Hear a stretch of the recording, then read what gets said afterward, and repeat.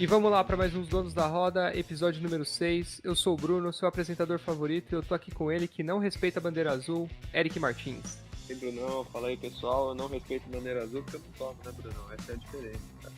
Mas se tomasse é respeitar, né? Diferente do Mazepin. Ah, com certeza, né? Isso é o mínimo, né, cara? Toma bandeira azul ali, encosta, deixa o cara passar. É que o Mazepin a gente já falou aqui, né? Piloto ele não é, ele é tudo menos piloto. Mas não vamos falar do Mazepin, vamos falar de coisa boa, vamos falar do GP de Portugal. Além do GP de Portugal, a gente vai falar dos brazucas pelo mundo, como foram os brasileiros nas outras categorias. Vamos falar do resultado das outras categorias, teve Indy, teve NASCAR, teve moto, e também o resultado dos palpites, né? Acho que alguém manteve a liderança, então fique com a gente. O GP de Portugal prometia muita coisa, até porque ano passado foi uma corridaça, né? Mas a corrida não foi tão legal. A gente começou muito bem, mas depois foi caindo, ficou bem morno. O que você achou da corrida, Eric? É, Bruno, ela começou mais agitada, né? Até por causa da barbeiragem do nosso querido Kimi Raikkonen. Então, aí deu safety car, deu aquela embolada ali de novo. Aí o Max passa o Hamilton passa o Max de novo. O Norris teve uma briga legal ali com o Ocon, um destaque positivo da corrida, né? O Ocon. Teve a recuperação do Ricardo, a recuperação do Alonso. E, cara, então foi uma corrida no começo muito movimentada, aí também a galera depois começou a poupar muito pneu, ficou muito preso nessa estratégia de pneu. Teve gente na pista com 40 voltas, o Pérez ficou mais 50 voltas, então o ritmo deu uma diminuída. Em certo momento da corrida eu também achei que o Max estava até poupando pneu, mas depois a gente viu que não, que era falta de ritmo de fato para alcançar o Hamilton. Então foi um bom GP no começo, um GP assim, nota 6, 6,5. Não foi tão legal quanto o Imola, nem quanto o Bahrein, mas é normal, nem todas as corridas vão ser de tirar o fôlego. Mas foi uma corrida ok, não foi uma corrida chata, foi uma corrida ok. Legal você comentar do Hamilton porque foi uma corrida dominante.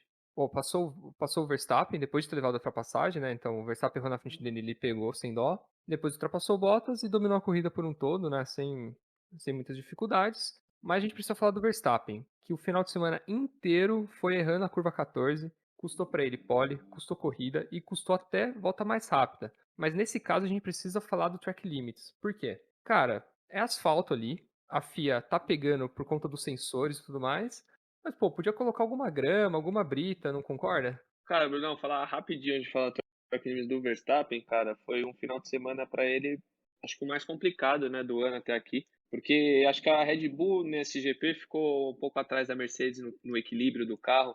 O Verstappen saiu chiando muito depois da corrida, falou que espera que a Fórmula 1 nunca mais volte para Portimão, porque não conseguiu achar uma aderência. É fato que o carro da Mercedes também se dá melhor com os pneus mais duros, que foram as gamas que estavam disponíveis em Portugal. Mas aí, se a gente for falar de track limits, cara, o Verstappen ele perdeu a pole, né? Porque ele fez a volta mais rápida, mas foi deletada. Perdeu a volta mais rápida porque foi deletada. E eu tô com você, cara. Esse negócio de track limits, se a FIA não quer que o piloto use, cara, o asfalto, que coloque grama, que coloque brita, faça qualquer coisa, mas o piloto é muito instintivo, Bruno. Tem uma frase no automobilismo que é muito velha, que é If it's gray, it's okay, né? Que é tipo, se é cinza, se é asfalto, tá valendo. Então o piloto ele vai usar de tudo que ele tiver ali ao alcance dele, que ele acha que ele não vai perder tempo. E, então se a FIA quer corrigir isso de track limits, na minha opinião, deveria urgentemente não deixar, assim, colocar umas zebras altas, colocar alguma coisa que não deixe o piloto ganhar tempo. Porque se o piloto perceber que ele vai ganhar tempo, uma hora ou outra ele vai usar, cara. Por isso que a gente fala tanto das pistas raiz, né? Que não tinha área de escape, era brita, era grama, o piloto não usava. Tanto que não existia isso, porque o piloto não ia usar, porque ele ia perder tempo. Agora, a partir do momento que tem ali uma área de escape que dá essa vantagem, o piloto às vezes vai usar e vai acabar tendo essa chatice, que para mim não deixa de ser uma chatice o track limits, que a FIA tá cada dia mais pegando no limite. E tá, na minha visão, até atrapalhando um pouco essa briga que tá sendo espetacular. Com certeza. Terceiro Grand Prix seguido, que temos Lewis e Verstappen nas duas primeiras posições. O campeonato de pilotos ainda continua aberto, óbvio, né? Terceira corrida, uma diferença pouca entre os dois. Mas falando do de construtores, os dois segundos pilotos acordaram. O Pérez, P4, Bottas P3. Mas falando do Pérez, aproveitando do assunto Red Bull, foi Red Bull com ele, né? Pô, ficou 50 voltas com o pneu médio e a gente achou que o Hamilton ia pegar ele no pit stop. Pegou na pista, achou que era retardatário, inclusive. Uma estratégia muito ruim. É, acho que a Red Bull ali, o Pérez ele perde no começo da corrida, né? Ele perde a posição para o Lando Norris e aí para o Carlos Sainz também, e aí ele tem que recuperar. Então ele já fica para trás dos dois carros da Mercedes, do Bottas, inclusive, que começou bem o GP, e do Max e do Lewis. E aí ele tem que remar, remar, já fica muito para trás, e aí eu acho que a Red Bull vai para um plano B, quiçá um plano C, não sei te dizer qual que eles escolheram ali, e deixa o Pérez na pista por mais de 50 voltas. Eu não tenho aqui ao certo quantas voltas ele ficou na pista, mas de fato ele ficou mais de 50 voltas. E ele volta com o pneu macio, inclusive, para tentar a melhor volta. Ele faz a melhor volta, só que aí a Mercedes chama o Bottas, coloca o pneu macio, e o Max logo em seguida, e dá aquela confusão no track limits. Mas eu acho que a corrida do Pérez foi ok. Mas eu acho que a Red Bull prejudicou bastante ele. Não consegui entender muito o que a Red Bull quis fazer ali. Talvez acho que tentou atrapalhar um pouco o Lewis, que estava em primeiro, mas pô, o Lewis chegou e passou, até falou no rádio, cadê as bandeiras azuis? Porque nem ele percebeu que o Pérez estava liderando a corrida. E falando do Bottas, podemos falar que é leão de treino mesmo, né? O Felipe vai ficar bravo, nosso querido ouvinte, mas é leão de treino, cara. Foi pole de novo, mais uma vez é pole, e mais uma vez não consegue ganhar sendo pole. Então assim, cara, ficou em pole, mas perdeu duas posições na corrida, ficou em terceiro, tudo bem, fez a volta mais rápida, mas assim, não ameaçou o segundo lugar do Max em nenhum momento. Brunão, o Valtteri Bottas, a gente sabe que o ritmo de classificação dele é até bom, para falar a verdade, é bom. Só que ele consegue essa pole, tem uma largada boa, consegue se manter na frente. Aí o Verstappen não consegue, passa o Hamilton, aí não consegue atacar o Bottas. Aí o Verstappen erra, o Lewis já passa o Bottas, e aí o Lewis fica na caça. E todo mundo ficou assim esperando, pô, será que a Mercedes vai se intrometer? Será que a Mercedes vai fazer alguma coisa?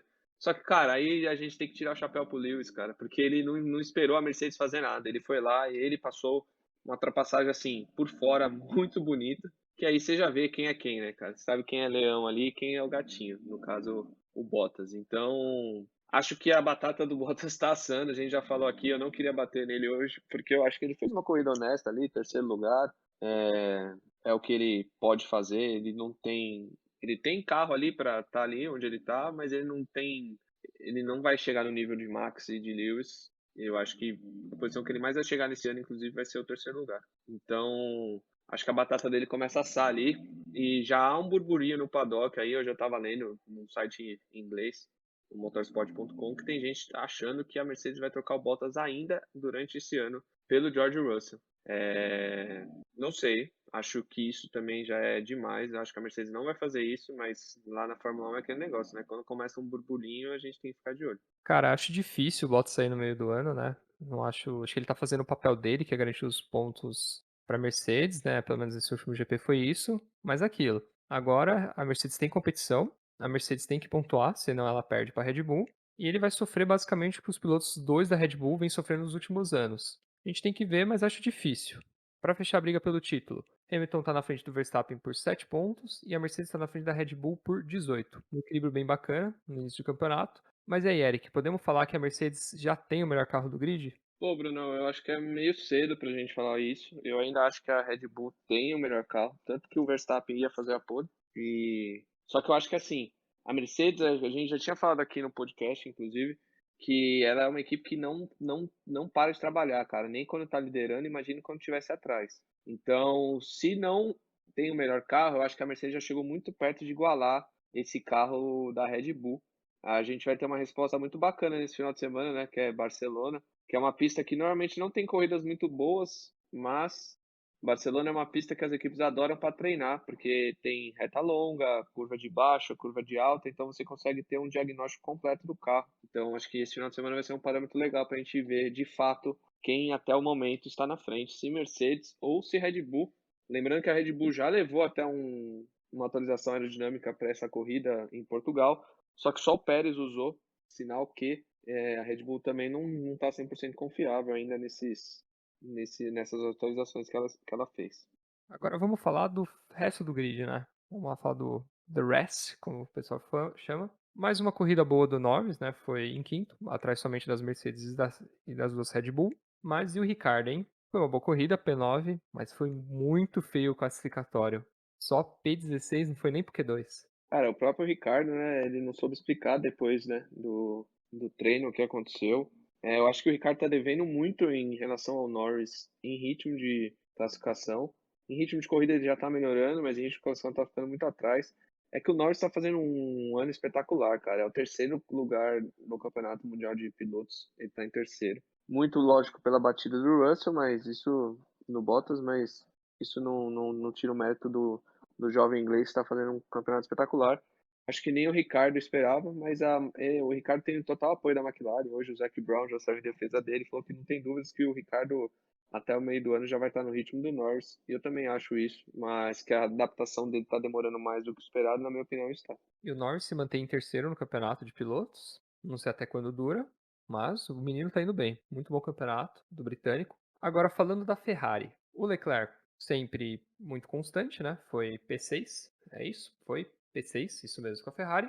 Mas e o Sainz? O Sainz foi melhor do que ele no classificatório, mas aí a Burrari atacou. Meu Deus.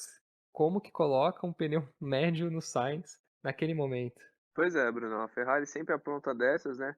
O Sainz, que acho que dos pilotos que trocaram de equipe, é o que se adaptou mais rápido ao carro e já conseguiu largar uma vez na frente do Leclerc. Em outros treinos livres ele já andava na frente, mas para valer, digamos que foi a primeira vez. Estava fazendo uma corrida bem ok, até a Ferrari fazer a cagada que fez na estratégia dele de box e acabou com a corrida do Sainz, que no final, ali nas últimas 10 voltas, foi ultrapassado por todo mundo como se tivesse parado na pista.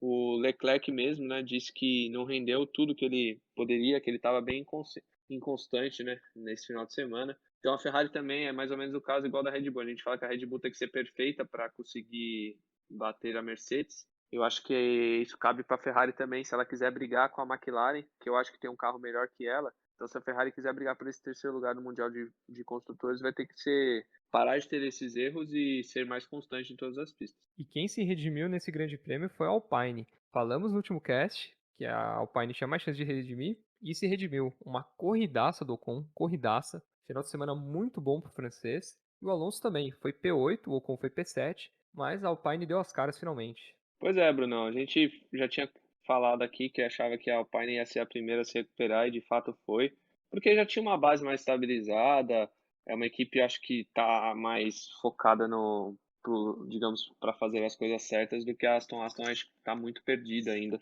É, o Ocon fez um final de semana espetacular. Se você olhar, né, largou em sexto, terminou em sétimo, foi uma corrida ali normal, só que, cara, o Ocon, ele brigou com o Norris no começo da corrida, depois, por causa da estratégia, a parada dele foi muito ruim, acho que foi 4 segundos, quase 5 segundos. Ele acabou perdendo algumas posições, perdeu posição para o Gasly, perdeu posição para o Ricardo, perdeu posição para o Sainz, e ele conseguiu recuperar todas elas com grandes ultrapassagens. E o Alonso, cara, foi mal no grid, né, 13º, e falou que ficou bem emputecido com essa posição e que usou essa raiva para recuperar na corrida, e de fato fez uma grande corrida. O Alonso é muito engraçado que quando ele faz ultrapassagem sobre o Ricardo, ele chega no rádio e pergunta assim: quem é o próximo? Tipo, a equipe meio que parabeniza ele, né? Parabéns, Fernando. Ele quem é o próximo? Ele não se contenta com pouca coisa, então acho que a Alpine tem tudo para crescer aí mais ao longo do ano. Ele só tem que se acalmar um pouco, né, para falar com os repórteres, né? Coitado da Mariana, levou a raiva dele na entrevista, claro que depois o espanhol se desculpou, mas né, vamos com calma aí, Alonso.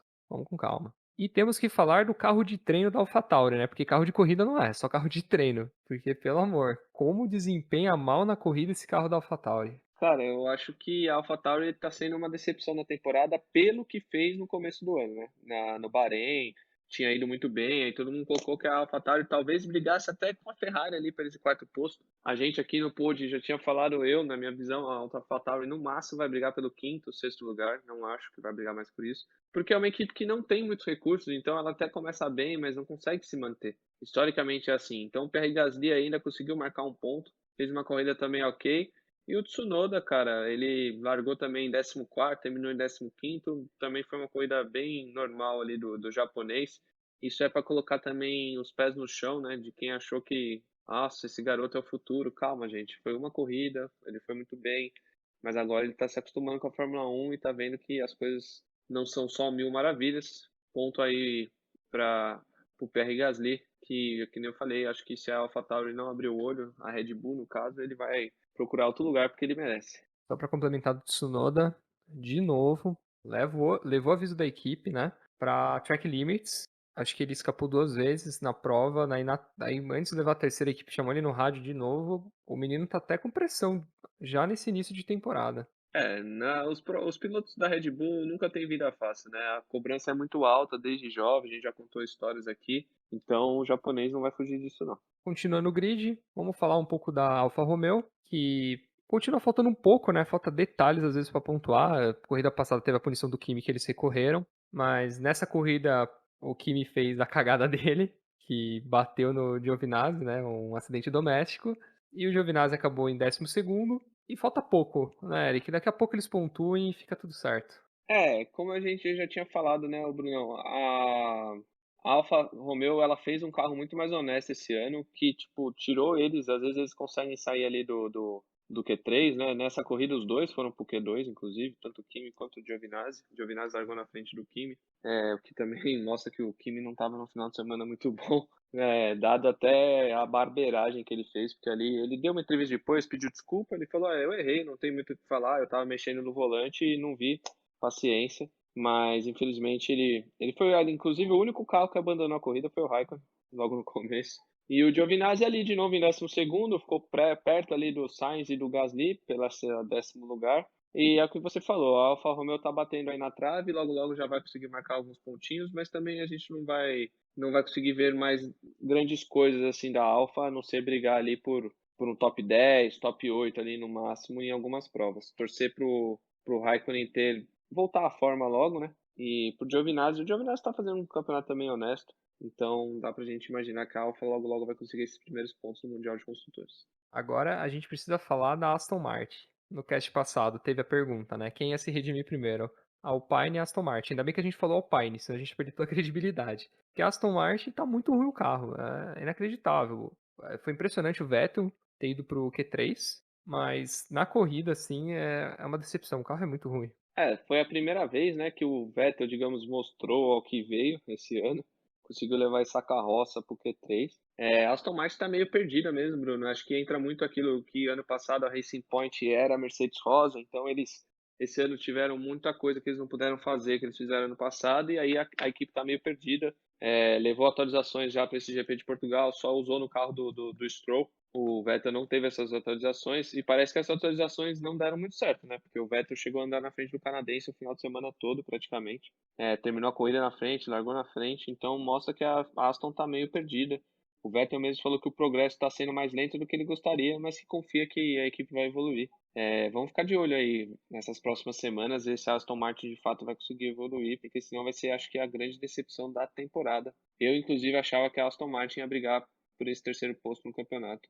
E não é o que está longe disso. Está ficando para trás até da AlphaTauri. Então, hoje em dia, podemos dizer que a Aston está ali brigando no máximo por essa quinta posição no Mundial de Construtores, mas no máximo mesmo. Porque, na verdade, briga mais pelo sexto com a AlphaTauri do que pelo quinto com a Alpine. Estamos chegando no final do grid. Vamos falar da Williams, que, assim, foi mal, não apresentou um bom desempenho. Mas para falar da Williams, a gente precisa falar do Russell, que a gente precisava ficar de olho, né? Como seria a reação tanto de Russell quanto de Bottas depois do acidente em Imola. E o Russell não foi bem. Levou passadão do Latifi, né? Terminou na frente, mas chegou um momento da corrida que ele foi ultrapassado, né? É raro a gente ver o Russell perdendo para um companheiro de equipe na Williams. E o que você tem? Qual foi a sua opinião sobre o Russell na corrida, Eric? O Russell ele entra muito no que o Bottas, né? Parecido com o Bottas de leão de treino, ele conseguiu a melhor classificação dele na vida, 11º. Só que na prova ele, puta, o ritmo foi caindo, que a gente já sabe que é, digamos, um ponto fraco do Russell. Foi caindo e ele não conseguiu nem chegar perto de brigar pelos pontos. Que nem você falou, teve um momento da prova que ele foi até ultrapassado pelo Latifi ali por causa das estratégias de pit stop. E o Latifi também, um ponto negativo, cara, que ele conseguiu terminar atrás de uma das Haas, né? O Mick Schumacher fez uma bela manobra em cima dele no final da corrida, conseguiu passar. Então a Williams, principalmente com o Russell, consegue bons treinos, mas na hora de capitalizar esses pontos, terminar o final de semana bem, não está conseguindo. Então acho que o inglês precisa. É mais um motivo que eu não acho que a Mercedes tem que subir ele no meio do campeonato. Deixa ele mais um ano lá para aprender, porque o Russell, como a gente fala, treina bem, mas chega na hora da corrida parece que não consegue capitalizar. Por falar em Schumacher, né, vamos falar do Mick, que foi bem, terminou na frente do Latifi, impressionante, até por ser antepenúltimo, mas é impressionante, até porque ele tem o pior carro do grid na mão, e cada vez fica mais feio a comparação entre os companheiros de equipe Schumacher e Mazepin. Chegou um momento da corrida que o Mazepin estava um minuto, atenção, um minuto atrás do Schumacher, E assim, é bizarro ver a diferença de pilotagem dos 2. E pra comentar do Mazepin um pouco, aquilo lá da bandeira azul que ele fez com o Pérez é ridículo. Aquilo lá não existe. Aquilo lá é motivo pra caçar a licença dele, a superlicença. E até que você me mandou no WhatsApp hoje, né, o Gunter com ele no rádio, deu pra ver como o Gunter tava pistola. E engraçado que por causa dessa manobra, né, sobre o Pérez, o Mazepin tomou o seu primeiro ponto na carteira. Lembrando que se o piloto alcançar 12 pontos em 12 meses, ele é suspenso por uma prova. Então o Mazepin já tem o primeiro ponto. Torcer aí para ele ter o resto, pro Pietro ter mais uma oportunidade na Haas. Mas brincadeiras à parte, é aquilo que a gente fala, cara. O Mazepin ele não tem. Ele não é piloto de Fórmula 1. Ele toma um minuto do Mick Schumacher, que com todo respeito ao Schumacher, mas ele não é também um exemplo, entendeu? Então, acho que a FIA deveria ficar de olho as coisas que o Mazepin está fazendo. Ele fechou o Pérez, ele errou bastante durante o final de semana inteiro, ele sai muito da pista, e que nem eu falo, eu tenho medo às vezes se um dia ele vai conseguir causar um acidente. A única coisa boa que o Mazepin fez nesse final de semana foi que durante a sexta-feira ele não rodou nenhuma vez, pela primeira vez no ano. Então, vamos ver, Brunão. Tem gente que fala, vamos ver quanto tempo ele aguenta. Cara, a Haas não vai fazer nada com ele, porque ele leva dinheiro para lá. O pai dele leva maior dinheiro da equipe, vem do Mazepin. Então, se depender da Haas, não vai acontecer nada. Tem que ver se a FIA vai tomar alguma providência, porque de fato tá ficando feio. É raro na Fórmula 1 você ver um piloto, raro mesmo, você ver um piloto tomar um minuto com frequência no companheiro de equipe. Já é a segunda corrida seguida que ele fica um minuto atrás do Mick. E só não ficou um minuto no Bahrein porque ele bateu na primeira volta, senão ele teria ficado também. De fato, o Mazepin é muito fraco. E o Mick, né? Ponto positivo para o Mick Schumacher, que mesmo com essa carroça, é que nem a gente fala, quando você está num carro muito ruim, você tem que se destacar em cima do companheiro, coisa que ele está fazendo. Mas além disso, né? Nessa corrida ele já conseguiu ficar na frente do Latifi. Na corrida passada ele quase ficou na frente do Giovinazzi no quali. Então o Mick devagar está conseguindo beliscar uma outra coisa expressiva para o carro que ele tem. Então é isso, galera. A Fórmula 1 volta nesse final de semana já, back to back, em Barcelona. E claro, teremos cast de preview.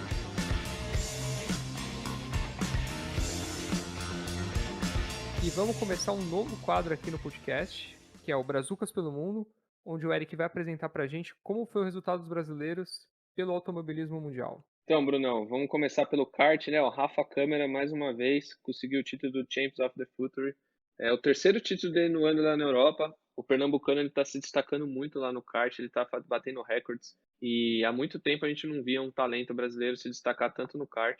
Então vamos ver aí. Já dizem, né, que já tem equipe de Fórmula 1 de olho no Rafa. Ele está se destacando muito em cima de pilotos já contratados, tanto da Red Bull quanto da Mercedes. Então vamos ficar de olho, cara. Dá para esse pernambucano tem tudo para estourar. E, aliás, ele fez uma bela ultrapassagem por fora no kart nesse final de semana. Vamos ficar de olho nos próximos resultados dele. Voltando já para a Fórmula, o Enzo Fittipaldi, né, largou o Road to Indy, acertou para voltar para a Fórmula 3 pela Charus. É uma equipe fraca, mas ele larga, digamos, o Road to Indy para tentar mais um ano na Fórmula 3. Falar do Felipe Fraga também, Bruno. Ele assinou, né, com piloto de fábrica da Mercedes para o GT esse ano. Então, campeão da Stock em 2016, consegue aí um grande contrato. Ele que terminou também as 6 horas de Spa no pódio na categoria dele, na LMGTA, foi segundo com a Aston Martin.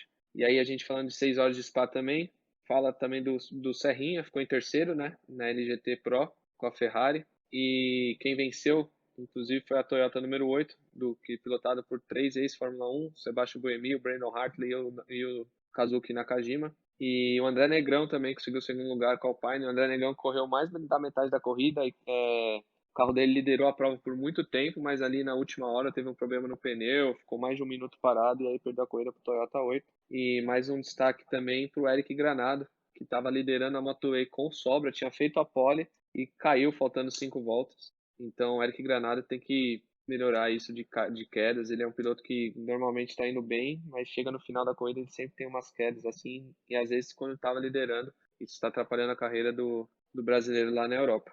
E falando também da Indy, né, o Brunão, o Tony Kanaan e o Pietro estrearam no ano. O Tony Kanaan foi 11º, o Pietro 15º na primeira corrida, no sábado à noite.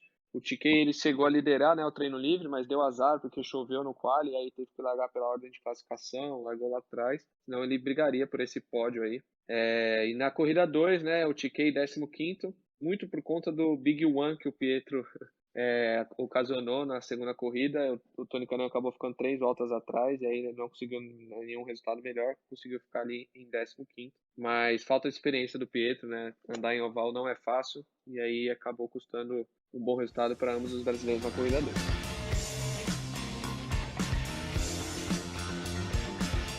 E agora falando das outras categorias, algumas delas o Eric já abordou, mas vamos falar dos resultados. Na NASCAR, Kyle Busch levando no Kansas, e na Indy, o Scott Dixon ganhou na primeira corrida do Texas, e o Pato Howard ganhou na segunda corrida, e isso dá para ele um teste em Abu Dhabi com a McLaren. Então, até o Zac Brown tweetou, muito bom para o mexicano. E o campeonato da Indy segue com o Scott Dixon em primeiro, com 153 pontos, Pato Ward em segundo com 131 e Alex Palou em terceiro com 127. Só falar um negócio do Pato hoje, Bruno. O Pato hoje foi piloto Red Bull, cara, na Europa, mas para variar, a máquina de moer pilotos não teve paciência com o mexicano, ele voltou para a Indy e tá aí mostrando seu valor, né? 16 anos desde uma vitória mexicana, a última tinha sido o Adrian Fernandes em 2004. E esse começo de temporada mostra, né, que a nova geração da Indy, com o Pato Howard, com o Contor Herta, até com o Alex Palou, mostra que a Indy tem uma base bem forte aí. Quem sabe algum desses pilotos não consegue uma vaguinha na Fórmula 1 logo logo. E falando ainda de mais resultados, ô Brunão, falar também que a MotoGP, né, correu na Espanha, no circuito de Jerez. A vitória ficou com o Jack Miller, da Ducati, uma vitória para ressuscitar o Jack Miller, que estava bastante criticado já nessa temporada. O Pepo Banhara em segundo com a Ducati de fábrica também, os dois. E o nosso Franco Morbidelli ficou em terceiro. Para quem não sabe, o Morbidelli é filho de brasileiro, então é o mais próximo que a gente vai ter aí de um brasileiro na MotoGP. Destacar também que o Marc Marques conseguiu terminar a corrida em nono, né? Ele que está voltando da cirurgia. E o mito Valentino Rossi em 17º.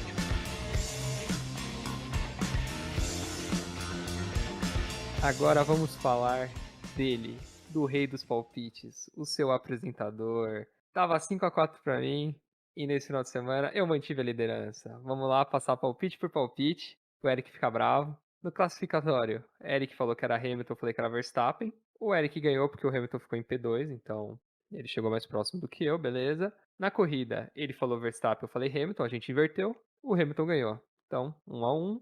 Na Indy, ele ganhou com o Scott Dixon. Eu apostei no Tony Kanaan e aí eu dei azar por conta da chuva, senão eu teria ganho também. Mas, né, vamos relevar um pouco. Aí no outro palpite era quem terminava o final de semana na frente, Red Bull ou Mercedes? Eric foi de Red Bull, eu fui de Mercedes, deu Mercedes, mais um ponto, então 2-2.